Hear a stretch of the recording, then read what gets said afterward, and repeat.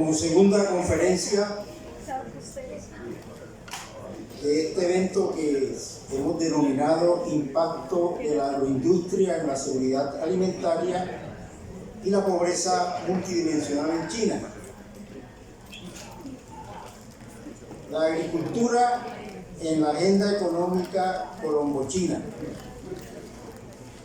a cargo del doctor Guillermo Puyana, abogado de la Universidad de los Andes, exconjuez de la Sala Penal de la Corte Suprema de Justicia de Colombia, columnista de varios medios de comunicación y de igual forma profesor en varias instituciones universitarias, experto en historia contemporánea china, ex secretario general de la Asociación de la Amistad Colombo-China entre el año 2004 y 2009, vicepresidente entre el año 2019 y el 2020 y elegido presidente en el año 2020 de la Asociación Colombo-China.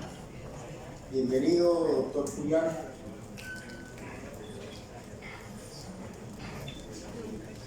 Muchas gracias, buenos días.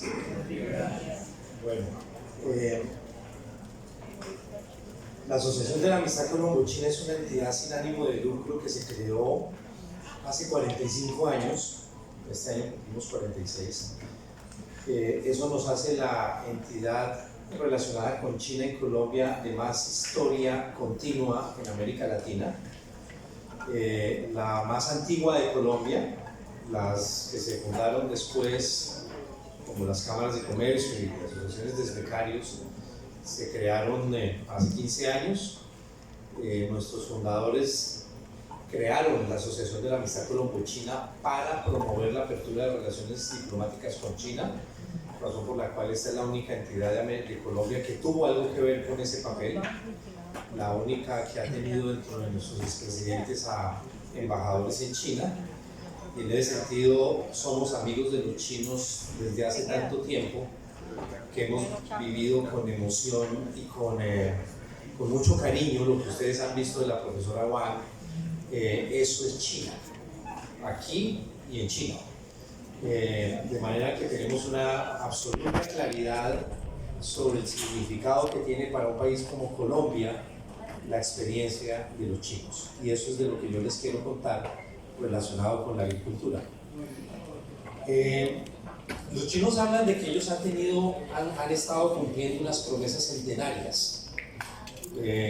La primera promesa centenaria la cumplieron el año pasado, que fue a qué punto deberían los chinos llevar a su país y a su sociedad después de 100 años de haberse fundado el Partido Comunista, que se fundó en 1921.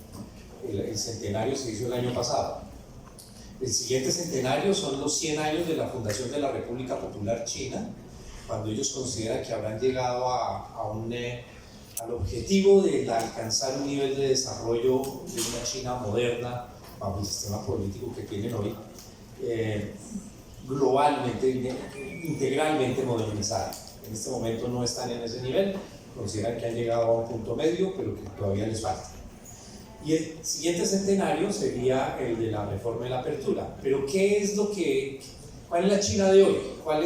¿Qué es lo que uno ve en China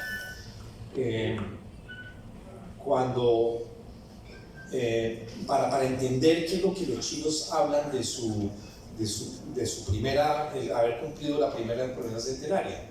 Y eso uno puede hablar muchas cosas y traerles muchas estadísticas. Mi propósito en estas conversaciones siempre es ofrecerles obviamente una visión de China. No espero que compartan una visión de una persona que ha vivido la historia de China y que ha oído de China y de los chinos desde antes de tener conciencia. Mi papá fue fundador de la asociación y su primera visita a China la hizo en el 64, antes de yo nacer. Pero sí los invito a que busquen cualquier estadística o dato que se les dé y que ustedes puedan confrontar con una fuente independiente, porque de eso se trata la ciencia, de buscar la verdad en los hechos. Esta experiencia, esta narrativa que yo tengo acá frente a China, pues no hay nada que la supere a un contacto directo con China. Por eso la invitación de la directora Wang tienen que tomarla. Hay que ir a China y ver cómo es China y que tengan un impacto propio sobre lo que ha sido este país, y ya la historia les va a ayudar a contextualizar desde dónde vienen y por qué no quieren dar marcha atrás y por qué persisten en avanzar, ¿no? De hecho, ahora que estaba oyendo el himno de China, me acordé, ese himno es muy bello, tiene una frase inicial que dice: levántense, pónganse de pie todos aquellos que se resistan a permanecer en la esclavitud, ¿no? Y es un himno que China adopta como himno poco antes de fundar la República Popular China. En septiembre, la República Popular se forma en octubre, y los chinos adoptan eso en una reunión que refleja la unidad política alrededor de que ese es el proyecto que ellos quieren acometer, liderado por ese partido, fuerzas afiliadas a ese partido y no afiliadas, pero todos con la conciencia de que así es que van a lograr el rejuvenecimiento de China, ¿no? Entonces, ¿cómo es la China de hoy? Esta es la China de hoy. Siga. Siga. Siga. Siga. Ya. Eso es lo que se ve. Bueno, se ve una China además que en relación con la agricultura ha ido, en la medida en que ha ido desarrollándose, creándose una clase media, ha ido sofisticando sus consumos y ha empezado a hacer cosas que no se hacían hace 50 años, ni hace 40, ni hace 30, salvo una élite muy pequeña, que es, por ejemplo, volverse una gran consumidora de vinos y de cerezas de Chile, a raíz de la disputa, no de una disputa, de la posición, de la politización del comercio por parte de los australianos. Los chinos cortaron la compra de carne de Australia y entonces salieron a buscar mercados en el mundo para carne, y de eso se han beneficiado los argentinos, los uruguayos, sobre todo, brasileños también, hasta los panameños. Colombia estaba un poco rezagada y la licencia para poder exportar carne a China, pues la obtuvimos hace poco, muy poco, no creo que hayamos hecho la primera exportación de carne a China, pero eso habla de esa sociedad que se ha ido formando. ¿Desde dónde? Desde una condición muy difícil que tiene China y que tenía que superar, o tenía que resolver, porque superarla es imposible, que es un desbalance estructural que hay entre mucha gente. China siempre ha sido un país superpoblado. Hay unas retrospectivas demográficas al año 1000 que dicen que cuando en el mundo había 200 y pico millones de personas, en China quedaban 70.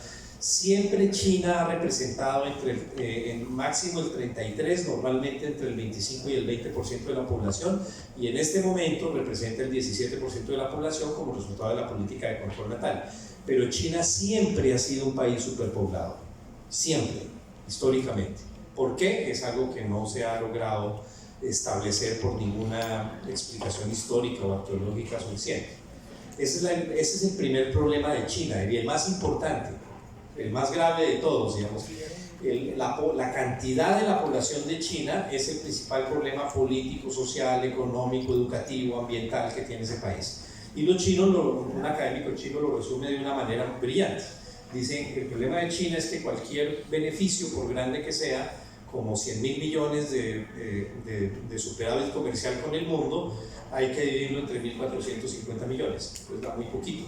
Pero cualquier problema, por pequeño que sea, hay que multiplicarlo por 1.450 millones. Un kilo de basura más por persona a la semana, pues es un problema gigantesco. Ese es el primer problema. El siguiente problema es que los chinos viven en un país que es muy grande, 9.8 kilómetros cuadrados, pero que las alternativas para el desarrollo de la civilización china y de la agricultura, porque China hace parte de las culturas antiguas que se formaron alrededor de los ríos, como la egipcia, la de Mesopotamia, la del Indo y el Ganges. Es un país al que hay que quitarle unas áreas gigantescas porque tienen desiertos, porque tiene el Himalaya, porque tiene estepas que son muy poco aptas para el desarrollo de la agricultura, y la historia de los chinos ha sido siempre una lucha constante por aprovechar al máximo los recursos que permiten el desarrollo agrícola, es decir, la tierra y el agua, y por pelearle tierra al desierto. Esta es una foto que yo tomé en el 91 en una provincia que se llama Gansu, al interior de China, por donde pasa la muralla, por donde pasó la ruta de la seda, y es parte de esa historia. Entonces el cuento es el siguiente: China ha tenido históricamente alrededor del 25% de la población mundial, pero solo el 7% de la tierra cultivable, ¿no? Entonces, con el 7% de la tierra cultivable, dele comida al 25% de la población mundial. Ningún país tiene semejante problema como tienen los chinos, y eso induce una serie de problemas graves. Por un lado, que la productividad del campo estaba basada realmente, y hasta hace muy poco, en los microfundios.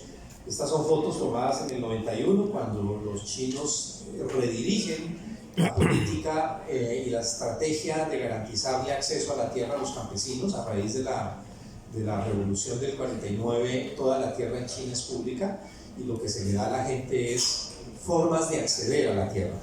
Entonces, en el 80 se diseña un sistema en el que se contrata con las familias la producción a cambio de darles área de cultivo, pero ante tanta gente en el campo, porque además China era una sociedad agraria, rural. Para 1980 el 80% de la población vivía en China.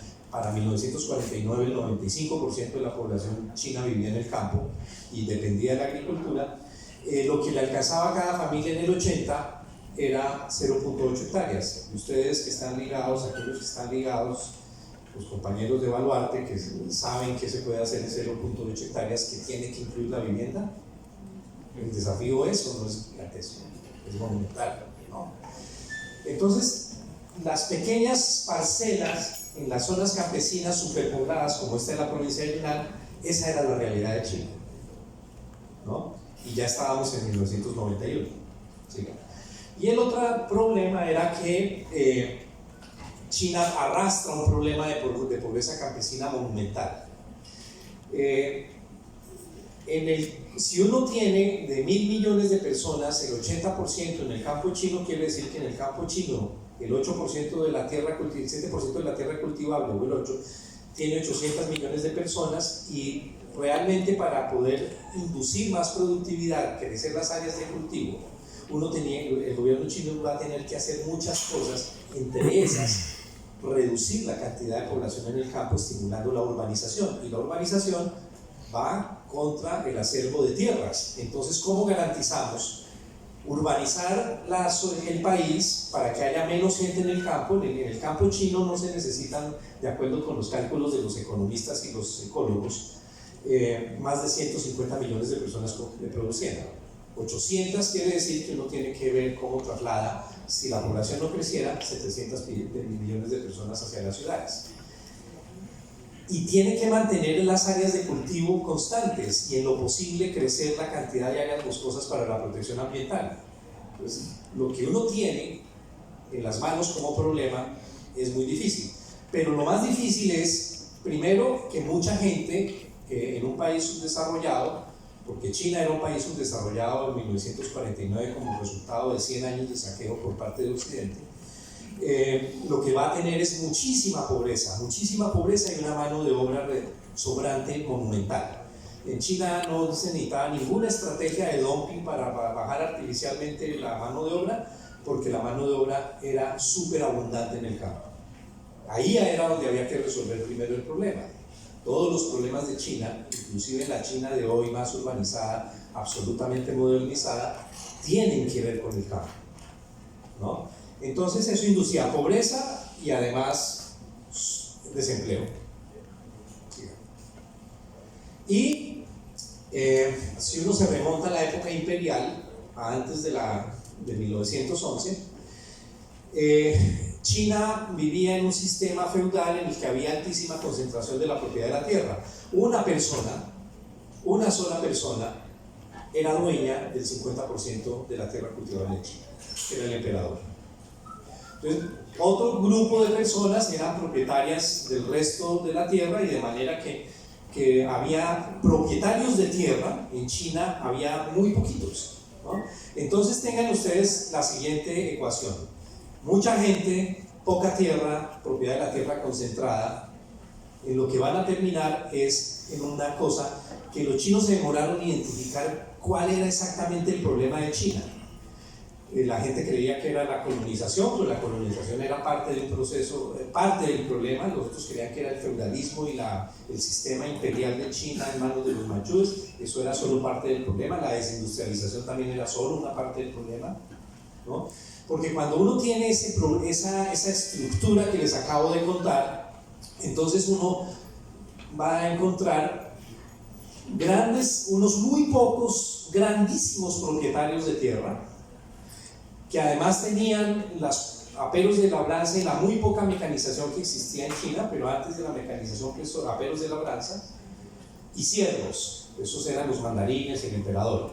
Después había unos campesinos ricos que tenían tierra y aperos de labranza, pero no tenían servidumbres, entonces contrataban la mano de obra del campo. Después había otros que tenían tierra, pero no tenían aperos de labranza, entonces contrataban los aperos de labranza con los que los tenían. Después había unos que no tenían tierra, pero sí aperos de labranza, entonces tenían que relacionarse con los propietarios de la tierra a través de mecanismos de renta y de compartir la producción y el ingreso. Pero eso era una cosa diminuta en China. Lo que había en China era una masa gigantesca, gigantesca, de cientos de millones de personas, que lo único que tenían, y estaban ligadas al campo, que lo único que tenían era su mano de obra. El campo chino y la sociedad china estaba constituida por una masa monumental de hambrientos y de pobres, ¿no? Y los chinos tratando en 1842 sucede un evento trágico para los chinos, que es la primera guerra del opio, la primera guerra del narcotráfico en el mundo.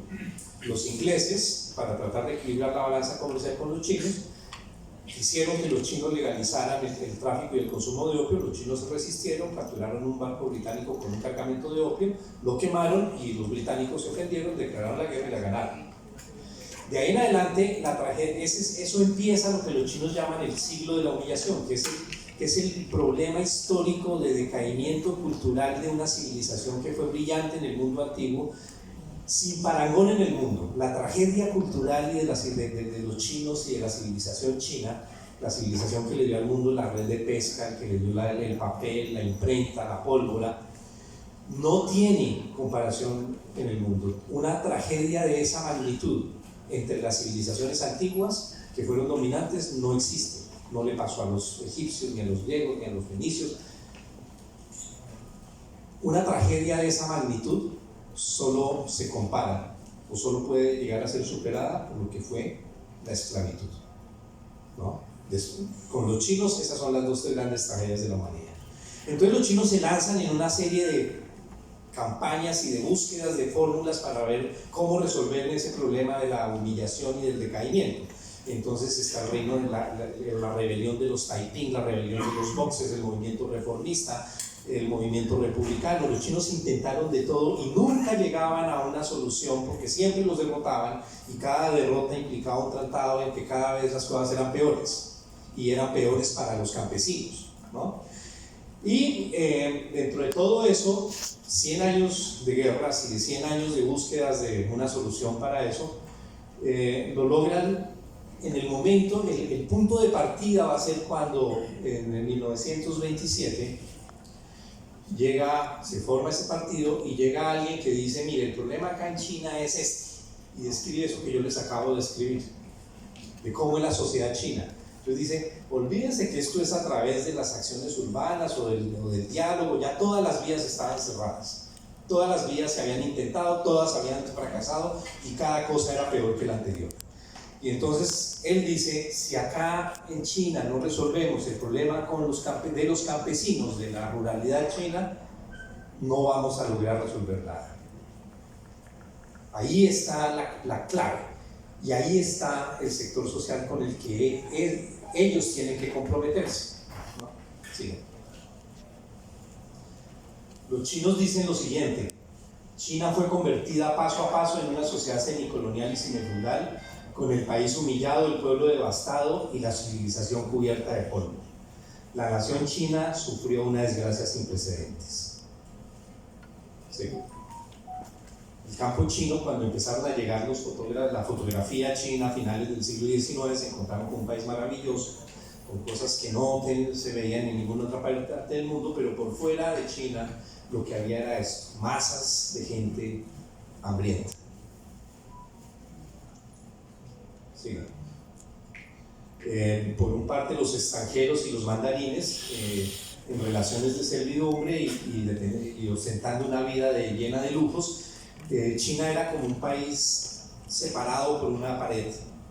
Entonces en las casas de los mandarines, en los clubes de los extranjeros, en los barrios que los extranjeros se reservaban para sí, lo que se veía era la servidumbre, el acceso al opio, la prostitución, y por fuera era la desesperanza, la lucha, el hambre, la guerra. Sí. Un país que fue líder en la tecnología en la época antigua. Pues ya les conté 4 de los grandes inventos de China, pero China fue un país líder en la innovación durante la dinastía Song, durante la dinastía Tang. Y sin embargo, para principios del siglo XIX, si un barco encallaba en el río Amarillo, había que ir a llamar gente que lo sacara, porque no había un remolcador ni un tractor que contribuyera a eso. Un país que era muy rico, por otra parte, en la capacidad de producción de ciertas cosas. En China, si a uno no lo mataba el hambre, lo mataba la peste, pestes desaparecidas en Europa desde la Edad Media. Y los extranjeros, obviamente, haciendo la caridad para mostrar pues, que los chinos ricos, estos son misioneros, son miembros de los chinos que están arriba son religiosos, son cristianos. Y acá están haciendo caridad, ¿no? Para los chinos el problema no era de hacer caridad, el problema era de resolver de fondo el problema del campo, y eso era de lo que se trataba así. Y por otro lado, unas costumbres absolutamente atroces respecto de las mujeres. Como la China se va a formar alrededor de la familia patrilineal, la mujer se desvinculaba de su hija, de su familia de sangre cuando se casaba. Entonces, tener hijas en China era una tragedia para una familia, porque eran los hijos los que garantizaban la seguridad social de los adultos posteriormente. Entonces las mujeres eran menospreciadas socialmente, pero además víctimas de una serie de prácticas, no solo las relacionadas con el consumo de opio, sino como estas, ustedes les ven los pies a estas mujeres que son diminutos los pies, por una práctica feudal que se llamaba los pies vendados. Hay gente que dice que eso tenía una cierta cosa de erotismo. Bueno, el caso es que les vendaban los pies desde pequeñas para que no les crecieran y tuvieran una forma como una hoja de loto y caminaran grácilmente. El resultado era que las mujeres no podían después quitarse las vendas, porque el efecto de los pies de las vendas era que se plegaban los dedos a la planta de los pies. Cuando los chinos forman la República Popular, cuando Mao asume el poder, hay un movimiento de mujeres para desvendarse, para liberar los pies, se llamaba así, el movimiento de la liberación de los pies. Y el dolor era tan fuerte que les tocaba vendarse otra vez. Pues en China, si la República Popular tiene 73 años, quiere 74, quiere decir que si uno encuentra una mujer de entre 84 y 94 años, y pues hay muchas, todavía tiene los pies vendados. Pero en Occidente se vende eso como que la costumbre continuó, porque Occidente hace un esfuerzo histórico por narrar una China que no existe, ¿no? Por eso las mujeres se van a convertir en el otro sector social que va a representar junto con los campesinos el éxito del rejuvenecimiento de China. Acabar con los pies vendados, con el opio, con la prostitución, los concubinatos, va a ser tan importante para los chinos como resolver el problema del campo. ¿Sí?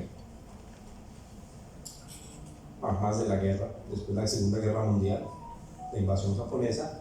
Y entonces llegaron unos tipos muy ligados al campesinado chino. Y ahí está, el que está al fondo es Mao, el que está aquí es Zhou Enlai. Y estos son los que van teniendo la claridad de cómo es que se hacen las cosas y cuál es el problema exacto, y que todos los caminos han quedado cerrados y no queda sino uno, que es la revolución, ¿no? Sí. Y Mao desde 1927 va a tener esta claridad. Él va a hacer un pronunciamiento en el que dice: todos los partidos y camaradas revolucionarios serán sometidos a prueba ante los campesinos y tendrán que decidir de qué lado colocarse. La mirada de los campesinos es penetrante, se dan cuenta perfectamente de quién está con ellos y quién no. La claridad política es absoluta, es con ellos y es por ellos. Entonces, pero Mao también tenía claro otra cosa, o el partido y el nuevo gobierno va a tener claro también una cosa, y es que es la magnitud del desafío. Que ellos saben que eso no se puede arreglar ni en 3 años ni en 5 años. La derrota de la pobreza rural se declaró el año antepasado, después de 70 años de continuidad de una estrategia de modernización de China basada en la superación de la pobreza campesina. Sí. Y esta es una de las cosas más interesantes que hay. China expidió su constitución. La República Popular se funda en el 49, pero la Constitución de China solo se expide en el 54. Pero entre el 49 y el 50 se sacan 2 leyes que reflejan el nivel de ese compromiso con esos 2 sectores sociales que yo les digo. Sacan una ley de equidad de derechos de la mujer, prohibiendo los pies vendados, el opio, la prostitución, la venta de las mujeres, y dándole a las mujeres la libertad de optar por sus parejas y divorciarse. Y una ley de reforma agraria, una ley de tierras realmente, no es solo reforma agraria. Sí. Y entonces desarrollan el principio de la tierra para el que la trabaja, acabar con el sistema feudal, donde había una enorme concentración de la propiedad de la tierra, y que el acceso a la tierra por la gran parte de la población campesina era a través de arrendar su mano de obra. Va a cambiar para garantizarle a los que trabajan la tierra el derecho de acceso a la tierra en un sistema en el que la tierra es pública. Sí. Sí. Y eso va avanzando hacia los 50, digamos, las condiciones del campo, la forma de trabajar el campo va mejorando. Los primeros beneficiarios de la primera etapa de modernización de China entre los 50 y el 59 son en efecto los campesinos. ¿Sí? Sigue así. En el 59 se intenta una colectivización que no tiene mucho éxito, pero parte de la colectivización está en que se induce un importante o llega una importante parte de la mecanización y de la construcción de obras de defensa para la agricultura, sistemas de riego, diques, sigamos. A mediados de los 80, la tragedia china en términos de los niños es sensiblemente distinta. Los niños chinos siguen siendo muy modestos, muy pobres, pero ya no es esa tragedia que uno vivía en el 49. En el 49, les voy a contar, en 1949 la esperanza de vida de un chino era de 35 años. Sigan. Para finales de los 90 la mecanización agrícola ya está bastante extendida. Ya casi todos los campesinos y las parcelas tienen mecanización para la recolección, para la siembra. Sí. Y eso es lo que se ve hoy. En la medida en que se ha surtido la transición agrícola y la transición urbana, las áreas de cultivo han crecido. La enorme inversión de China en infraestructura para ligar las zonas de producción campesina a las zonas de consumo, que son las ciudades, y los sistemas de infraestructura para la exportación, que son los puertos, los aeropuertos, los ferrocarriles, las carreteras, ha llevado a que entonces se abandonó la colectivización para fortalecer la cooperativización, porque de todas maneras sigue habiendo mucha gente en el campo, Entonces, para que los campesinos puedan acceder a financiar mecanización o tecnología, pues por familias individuales es muy difícil, muy pocas familias tienen tanto como para comprar estos sistemas. Entonces, la asignación de la tierra sigue siendo por familia, pero la forma de producción tienen que cooperativizarse, y parte de la distribución también, aunque la distribución sigue siendo bastante mercantilizada, y no creo que eso vaya a cambiar mucho. Pero eso es el campo chino de hoy, siga. Y un dron hace parte de las herramientas de trabajo del campo, en el campo chino, como tener una asadora. Es absolutamente normal tener drones para mapear, para detectar plagas, para fumigar. Siga. Y en los sistemas de comercialización se han optimizado altamente. Esto puede ser una foto de cualquier mercado campesino más o menos cómodo en cualquier parte del mundo, pero lo importante no es eso. Lo importante es esto. Todos los campesinos chinos negocian con códigos QR. Y todo el mundo va y hace su pedido y paga con códigos QR y la plata les llega de inmediato, ¿no? En sistemas sin efectivo, ¿no? Sigan. Pero Occidente durante mucho tiempo le apostó a que China no iba a fracasar. Yo creo que podría hacer un posgrado sobre cuántas teorías del colapso chino se han vuelto populares en Occidente y han fracasado. Yo puedo contar unas 10, ¿no? La que está de moda ahorita es la que se llama la trampa de Tucídides, ¿no? Que dice que China llegó al nivel del ingreso medio y que pues ahí va a fracasar porque se enfrenta con la gran potencia y entonces se desata la guerra y entonces en eso siempre el pobre pierde, ¿no?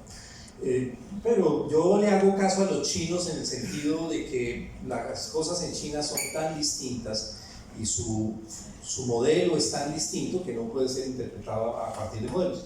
Pero hubo un señor, o varios señores, que le apostaron a que China no iba a ser capaz de alimentar a su población.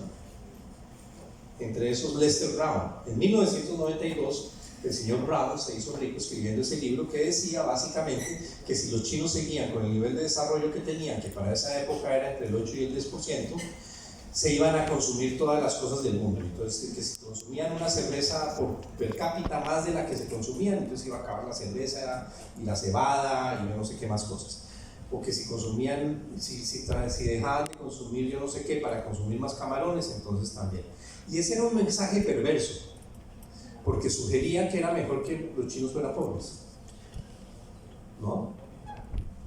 Mejor que no. Pero sí necesitamos que los chinos tengan toda esta mano de obra para que produzcan las cosas que nosotros necesitamos y que mantengan una relación de dependencia económica y que no se vayan a modernizar mucho, porque entonces lo que perdemos es la ventaja comparativa de China de 1980, que era mano de obra barata, pero el plan de los chinos era bastante distinto. Ellos no querían siempre ser proveedores de mano de obra, sino que querían industrializarse realmente. Los chinos no querían ser ensambladores siempre de televisores, querían hacer el televisor, ¿no? Muy poca gente en Occidente tuvo claro eso, ¿no? Pero Brown mandó ese texto ya lo ha tenido que corregir muchas veces, trató de actualizarlo hacia el 2010 y nada le funcionaba. Todas las estadísticas se venían para el piso y entonces ya él dijo que iba, hace poco dijo que sí, que le falló la teoría. Siga. ¿Y qué pasó para que la teoría de Brown fallara? Pasaron muchas cosas, inversión en tecnología, inversión en infraestructura, tecnificación del campo, reducción de las áreas de cultivo, urbanización, sin crear una urbanización enloquecida de megaciudades, sino de pequeños núcleos urbanos alrededor del campo ligados a la producción rural y creando un sector servicios. Pero esto es lo que tal vez permite ilustrar mejor qué pasó en el campo chino. En el 2005 llegó un barco canadiense que se llamaba el Blue Water o Blue Ocean con 43,000 toneladas de alimentos a China resultado de la ayuda internacional para la lucha contra el hambre en China, en 2005. Ese fue el último barco que llegó a China con ayuda internacional para la lucha contra el hambre en China. A partir de ese momento, China no necesitó más ayuda internacional para la lucha contra el hambre. Las Naciones Unidas concluyó que China tenía garantizada la seguridad alimentaria de su población y seguía teniendo el problema estructural: 20% de la población, 7% de la tierra.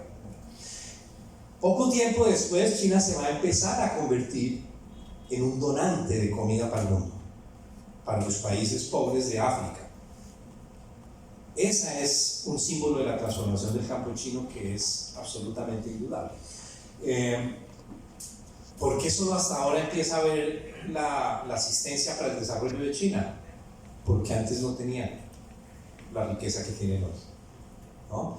Pero ellos tienen claro, los chinos tienen claro lo siguiente. Primero tienen una visión multipolar en la que ellos afirman que para que el mundo resuelva, que el mundo hoy tiene los mismos problemas de la Segunda Guerra Mundial, pero agravados en algunas cosas, pero que los grandes problemas del mundo siguen siendo la paz y el desarrollo, ¿no?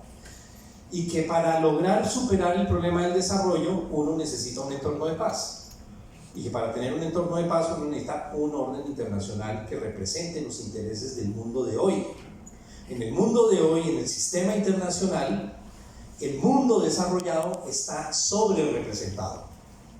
En las Naciones Unidas están Estados Unidos, Inglaterra, Francia, Rusia y China. Pero Inglaterra es un apéndice de los Estados Unidos, ¿no? Y Francia en términos económicos sigue siendo importante, pero no es tan importante ya. De manera que lo que está pasando es que el mundo subdesarrollado está subrepresentado. ¿Qué sentido tiene en términos del orden internacional que hoy estén en el Consejo de Seguridad como miembros permanentes de las Naciones Unidas Inglaterra y no esté Nigeria? O que esté Francia y no esté Brasil, o la India, ¿no? Esa es la primera claridad que tiene China. La segunda claridad es antifuncional al desarrollo de la humanidad crear barreras económicas para impedir el acceso a los mercados. Y es antifuncional las sanciones y los bloqueos y todas esas cosas. La globalización es lo correcto, ¿no? Una globalización orientada hacia estimular el desarrollo conjunto de la humanidad. Porque otra cosa que es antifuncional, inclusive al capitalismo, es demasiados pobres. El capitalismo, la producción masiva, para que funcione, necesita mercados. Y estos fenómenos de concentración de la riqueza mundial en muy pocos, pues eso funciona para los muy pocos, pero no para el resto. Es la razón por la cual, donde tiene que haber un desarrollo económico fuerte, es en aquellos países donde hay poblaciones grandes pobres, porque los pobres no consumen y los ricos llegan a un límite de consumo muy rápido. Un rico podrá necesitar 100 refrigeradores, pero tal vez no 200. Bueno, refrigeradores muchos menos, uno por cada casa, y si tiene 20 casas, entonces 20. Y le tendrá 50 carros y no sé qué, pero la gran producción industrial no se financia a partir de la concentración de la riqueza. Y en Estados Unidos la población crece solo porque hay migración. Europa no está creciendo ni siquiera con migración. ¿Dónde está la población del mundo? Está en África, está en Asia y está en América Latina. ¿Cuál es el problema de esas regiones? La pobreza. Razón por la cual los chinos dicen, en la medida en que yo ayude al desarrollo de estas regiones, voy a crear más mercados para la inmensa capacidad de producción de China, y estos países se van a volver más independientes, más autónomos, van a reducir sus relaciones de dependencia.